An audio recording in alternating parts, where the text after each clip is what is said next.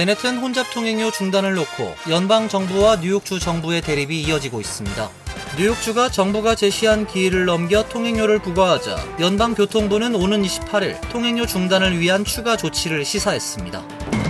하버드 대학의 유학생 등록 자격을 박탈하면서 정부 정책을 압박하고 있는 트럼프 행정부가 이번엔 컬럼비아 대학이 연방 민권법을 위반했다며 공격하고 나섰습니다.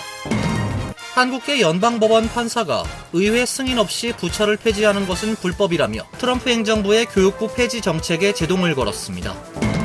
국방부가 멕시코와의 남부 국경에 병력 1,115명을 추가로 파병합니다. 이번 조치로 남부 국경에 주둔하는 병력의 규모는 10,000명에 육박하게 됐습니다.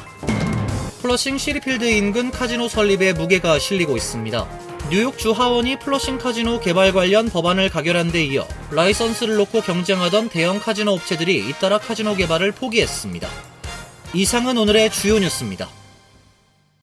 시청자 여러분 안녕하십니까? KBN 뉴스입니다.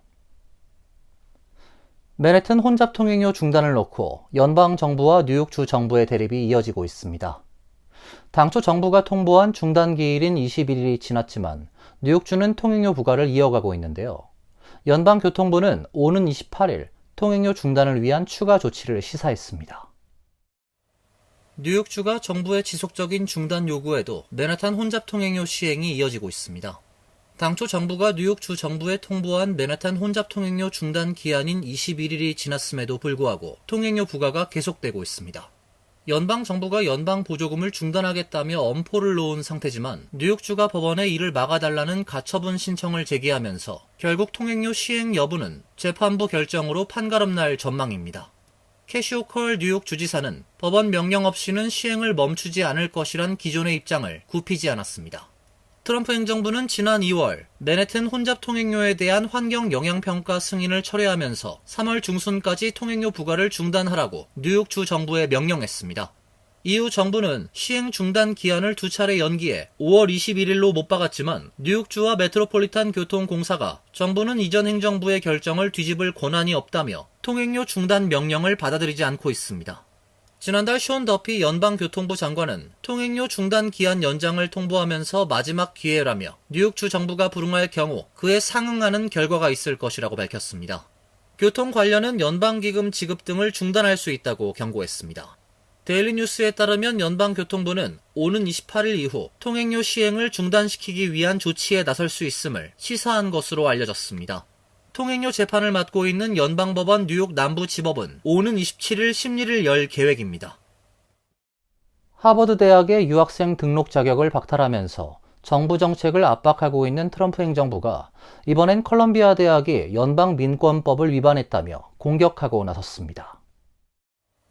보건복지부는 지난 22일 발표한 보도자료에서 컬럼비아대가 연방민권법을 위반했다고 판단했다고 밝혔습니다.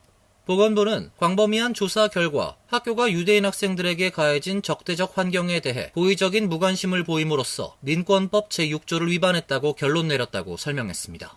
연방민권법 제6조는 연방 자금을 받는 모든 프로그램이나 활동은 인종, 피부색 또는 출신 국가를 이유로 차별해서는 안 된다고 명시하고 있습니다.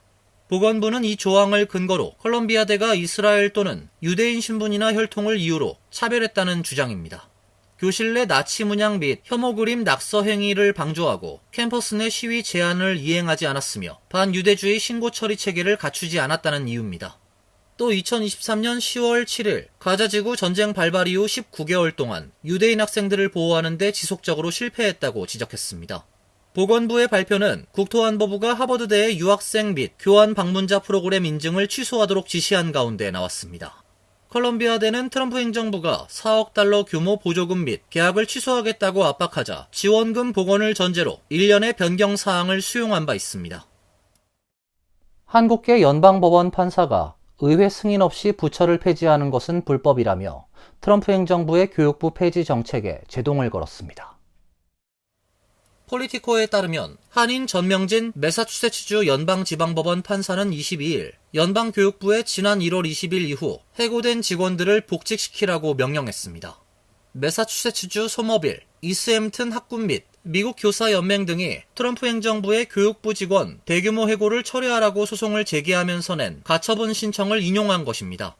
트럼프 행정부는 해고 조치가 교육부 폐쇄가 아닌 부처 효율성 제고를 위한 조직 개편이라고 주장했으나 전 판사는 받아들이지 않았습니다.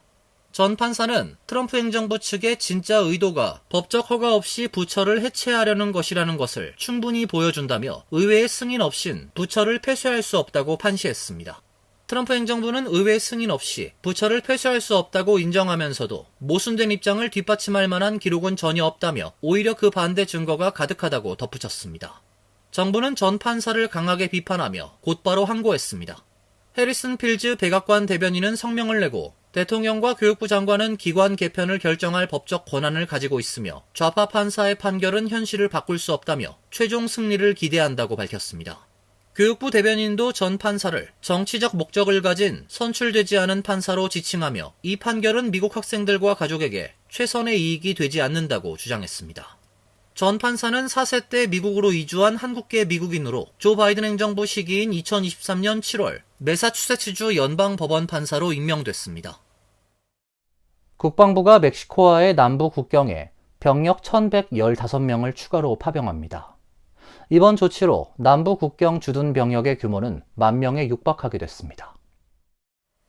국방부 북부사령부는 성명에서 남부 국경에 병력 1,115명을 추가로 파병하기로 했다면서 신규 병력은 지속 가능한 엔지니어링, 물류, 의료 및 건설을 지원할 것이라고 밝혔습니다. 의회 매체 더 힐은 추가 병력 투입은 도널드 트럼프 대통령의 공격적인 이민 통제 의제를 지원하는 군의 역할이 커지고 있음을 의미한다고 전했습니다. 피트 헤그세스 국방부 장관은 올해 초 이런 계획안을 승인했습니다. 대선 과정에서 불법 이민자 대규모 추방을 공약으로 내건 트럼프 대통령은 2기 행정부 출범 이후 남부 국경 주둔 병력을 7,500여 명 늘렸습니다. 트럼프 대통령은 지난달 3개 주에 걸쳐 있는 연방 토지를 국방지역으로 지정하고 군이 불법 이민자 월경에 관한 단속을 강화할 수 있도록 권한을 부여한 바 있습니다.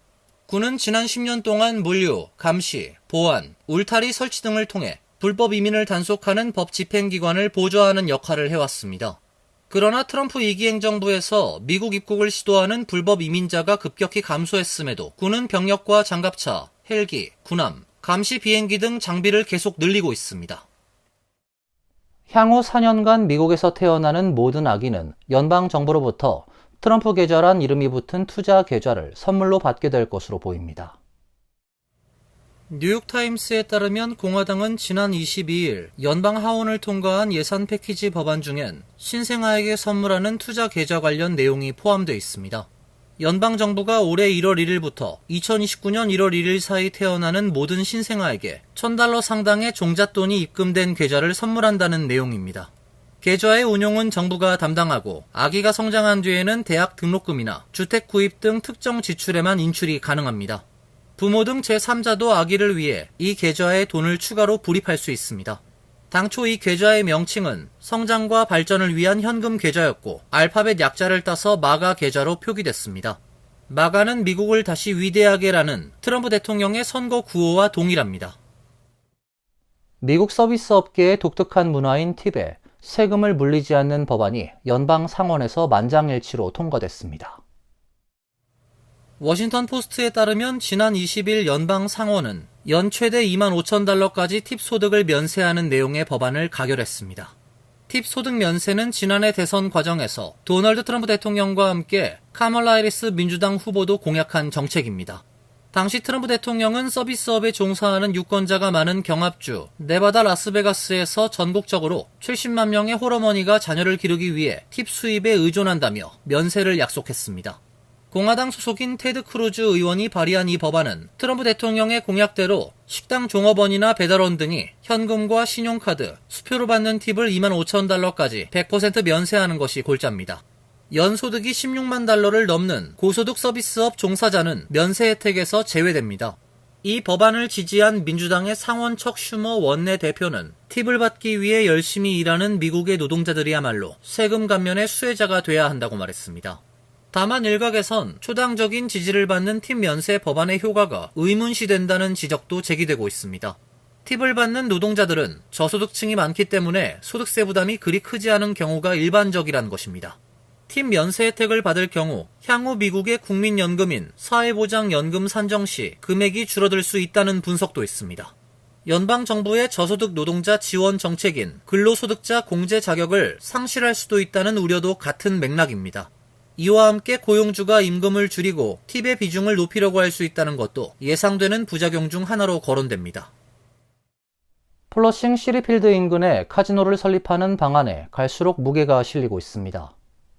뉴욕주 하원이 최근 플러싱 카지노 개발 관련 법안을 가결한 데 이어 라이선스를 놓고 경쟁하던 대형 카지노 업체들이 잇따라 카지노 개발을 포기하고 있기 때문입니다. 카지노 개발업체 윈 리조트는 19일 보도자료를 통해 맨해튼 허드슨 야드 지역에 통합 카지노 리조트를 개발하는 입찰 참여를 철회하기로 했다고 밝혔습니다. 윈 리조트는 지난 수년간 인근 지역에 끊임없는 반대가 이어진 것을 이유로 들었습니다. 허드슨 야드 인근 커뮤니티 보드와 에릭 보처 뉴욕시 의원 등의 강력한 반대 때문에 결국 카지노 라이선스 경쟁에서 빠진 것입니다. 윈 리조트는 지역 반대 때문에 시의회로부터 토지 사용 및 조닝 변경 승인도 받지 못했습니다. 맨해튼 일대 주택 부족이 심각한 가운데 카지노 개발을 하는 것은 합당하지 않다는 논리 때문입니다. 앞서 롱아일랜드 나소 콜리세움 부지를 개발해 카지노 설립을 하려고 했던 라스베이거스 샌즈그룹 역시 지난달 카지노 입찰을 포기하겠다고 밝혔습니다. 샌즈그룹은 1분기 실적 발표 컨퍼런스에서 온라인 게임이 활성화할 경우 카지노 사업 수익성이 떨어질 것으로 보인다며 카지노 개발 포기를 선언했습니다. 반면 플러싱 카지노 개발 사업은 법적인 근거를 차근히 확보하고 있습니다. 뉴욕주 하원은 지난 13일 시리필드 주차장 부지를 카지노로 개발할 수 있도록 용도 변경하는 법안을 승인했습니다. 현재 뉴욕시 공원 부지로 지정된 시리필드 주차장을 카지노로 개발할 수 있는 내용을 담았습니다. 법안이 주 상원까지 통과하면 플러싱 카지노 개발은 더욱 힘이 실리게 됩니다. 뉴욕시 의회에서는 이미 지난 3월 해당 토지 사용 및 조닝 변경을 승인했습니다. 한편 뉴욕주 게임위원회는 오는 6월 27일까지 카지노 라이선스 신청을 받을 예정입니다. 올해 말 라이선스 3개를 지급할 업체를 최종 선정하게 되며 이 중 2개는 뉴욕시에 배정될 가능성이 높은 상황입니다. 대한항공과 아시아나항공의 마일리지 사용 확대 노력에도 마일리지가 거의 소진되지 않은 것으로 나타났습니다. 양사가 경영과 조직을 완전히 통합하기 전 마일리지를 털고 가긴 사실상 불가능한 상황으로 결국 마일리지의 통합 시 합병의 비율이 중요하게 부각될 전망입니다. 금융감독원 전자공시시스템에 따르면 지난 19일 대한항공의 지난 1분기 마일리지 총액은 2조 6,021억 원으로 작년 말에 2조 5,743억 원보다 278억 원 증가했습니다. 아시아나항공은 1분기 말 마일리지 총액은 9,519억 원으로 올해 초에 9,608억 원보다 89억 원 감소했습니다. 마일리지를 소진하기 위한 아시아나항공의 각고의 노력 끝에 거둔 결과입니다. 아시아나항공은 지난 3월 제주 해피 마일리지 위크 행사를 열고 김포 제주 노선에 마일리지 좌석 13,000석을 공급했습니다.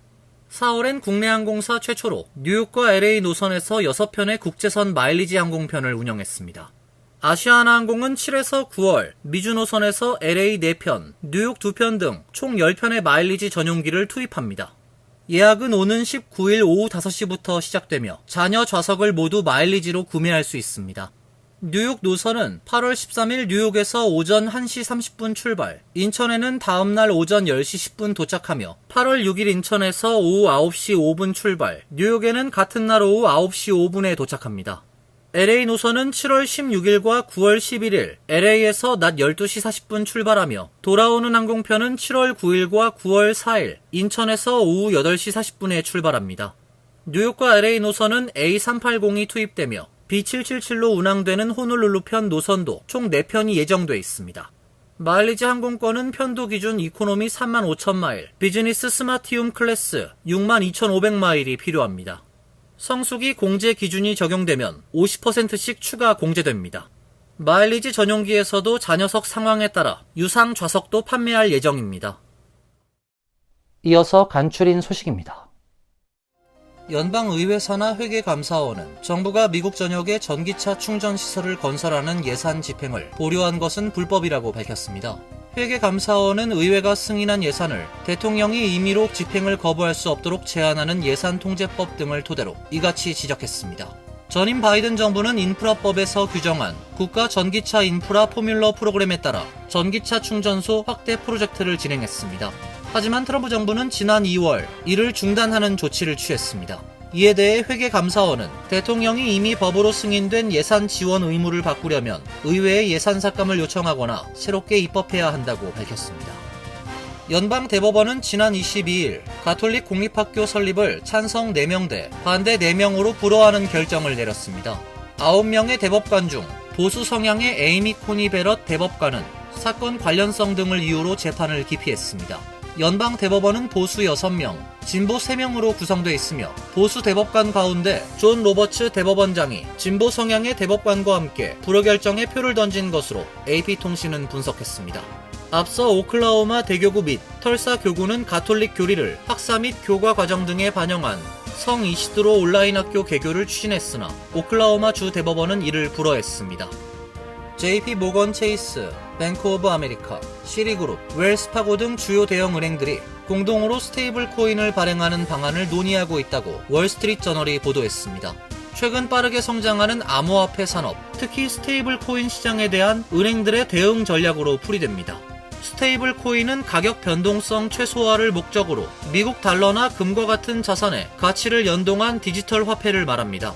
은행들은 스테이블 코인은 기존 금융 시스템보다 훨씬 빠르고 저렴하게 자금을 이전할 수 있다는 점에 주목하고 있습니다. 이들 은행은 공동 소유한 결제 서비스 회사 얼리워닝 서비스와 클리어링 하우스 등을 통해 협력 모델을 구상 중입니다. 플로리다주 올랜도에 미디어 콘텐츠 기업 컴캐스트가 투자한 유니버설 스튜디오에 새 테마파크가 개장했습니다. 유니버설 올랜도 리조트는 22일 새 테마파크 에픽 유니버스를 정식 개장하고 기념행사를 온라인 생중계했습니다. 에픽 유니버스는 유니버설 올랜도 리조트의 4번째 테마파크로 1990년부터 운영된 기존 유니버설 스튜디오 시설에서 몇 마일 떨어진 부지에 750에이커 규모로 건설됐습니다. 이번 테마파크 개장에 따라 유니버설 리조트의 전체 규모가 2배로 확대됐습니다. NBC 유니버설의 모 회사인 컴캐스트는 2011년 유니버설 테마파크 사업을 인수한 이후 이곳에 가장 큰 금액을 투자했습니다. 환율과 증권 소식입니다.